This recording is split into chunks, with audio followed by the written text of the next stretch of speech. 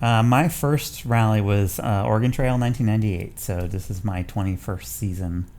And my 21st Oregon Trail, although I have two that I did not compete in. One, I was the volunteer coordinator and helped out in some other roles.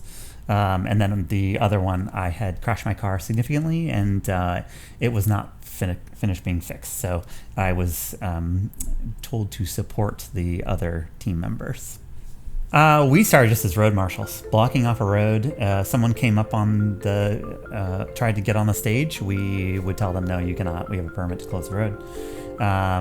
Although the first few times we did that, we had no idea what we were talking about because we didn't understand the complexities behind it. So we would just tell them, no, you must go away. So we went up and worked that in November 96 and saw the first car go by, Carl Yarval and his Volvo 740 Turbo. It was white, yellow, and blue, not unlike the Volvo 740 that he ran this last weekend.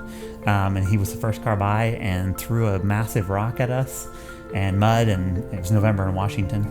And that was the hook right there. Having the family do it all together, we're never arguing over what we're doing on the weekend. So family events usually center around the rally calendar. Birthdays, occasionally Mother's Day, Father's Day. And so it's great to go. We run into a lot of people who look at us and say, I would never do this with my family. I would do rally to get away from my family, because they don't see this as an interesting sport, or they're not interested in cars, or whatever the case may be. And our sort of interests, because it's not just about cars, it's about teamwork, it's about being together. And then also you're with a navigator in a car for a lot of time. You're not necessarily together with your family. And so, there isn't just 24-hour-a-day togetherness. And we don't all live together on the same farm somewhere.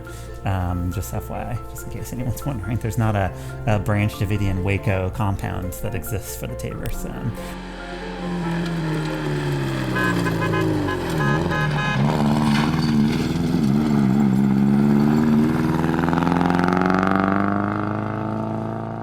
In my opinion, rally is not just a straight line speed test. It shouldn't be that way. And the Dufur roads can get a little bit like that. The Boyd stage this year, even though we're out of contention for actually winning anything, we spent the first 4 miles up to the jump in fifth gear at 100 miles an hour or more, because you can. That's just wide open, and why not? I'll have to admit, I would tell you 5 years ago, I want technical, I want it to rain, and if it's muddy, then I'm in heaven. With the current car we're running, the 07 or 05 car, I actually disagree. I actually have a fond spot for the wide open Dufur stages, because you can just apply power as much as you want. And that's fun, don't get me wrong. But the old stages we used to run in the western part of Oregon, tight technical, highly crowned, you had to be on it. You had to be, your risk calculation had to be a different sort of formula. You could not just apply power everywhere. You had to be more calculated. And that, to me, there's an appeal in that, because that's really what rally's about, is that endurance and sort of conquering the road that doesn't want to be conquered.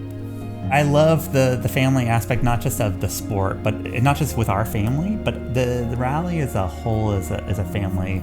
And in the last two events, and actually three events really you go back to, we've either broken something or we wore something out that we didn't have and we had to borrow. And we never have come across a competitor that would say, I have it, but you can't have it.